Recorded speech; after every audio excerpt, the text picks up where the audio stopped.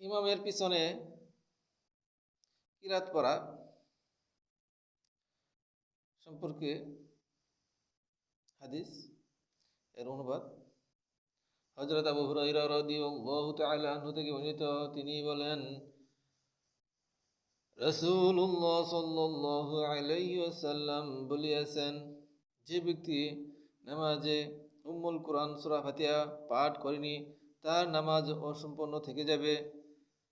রাবি বলেন, তখন আমি বললাম, হে আবু হুরায়রা, আমি কখনো কখনো ইমামের পিছনে নামাজ আদায় করি।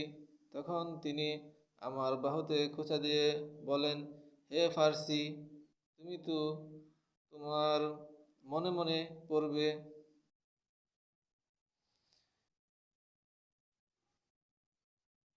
এরকমভাবে হযরত আয়েশা রাদিয়াল্লাহু তাআলা আনহা থেকে বর্ণিত, তিনি বলেন, আমি রাসূলুল্লাহ সাল্লাল্লাহু আলাইহি সাল্লামকে বলতে শুনিয়াছি, যেসব নামাজে সূরা ফাতিহা তেলাওয়াত করা হয় না তা অসম্পূর্ণ। সুহাইব রাদিয়াল্লাহু আনহু তার পিতা থেকে তার দাদা সূত্রে বর্ণিত, রাসূলুল্লাহ সাল্লাল্লাহু আলাইহি সাল্লাম বলিয়াছেন, যেসব নামাজে সূরা ফাতিহা পাঠ করা হয় না তা অসম্পূর্ণ বা তা অসম্পূর্ণ।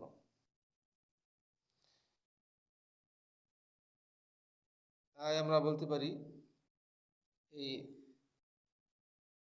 হাদিসগুলো বললাম, এটি সুনান ইবনে মাজাহ, হাদিস নাম হচ্ছে 838, 840 নং হাদিসের অনুবাদ বললাম। এই হাদিস থেকে আমরা বুঝতে পারলাম যে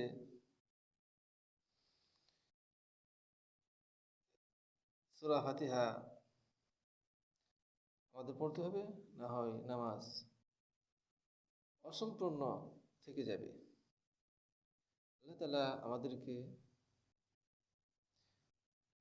পবিত্র কোরআন সুন্নাহ অনুযায়ী চলার তৌফিক দান করুন এবং যেভাবে নামাজ পড়লে আল্লাহ তাআলা রাজি খুশি হন সেভাবে নামাজ পড়ার তৌফিক দান করুন।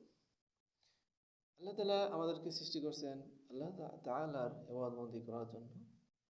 যেভাবে ইবাদতবন্দি করলে আমরা দুনিয়া আখিরাতে শান্তি, দুনিয়া আখিরাতের কামিয়াবি অর্জন করতে পারবো,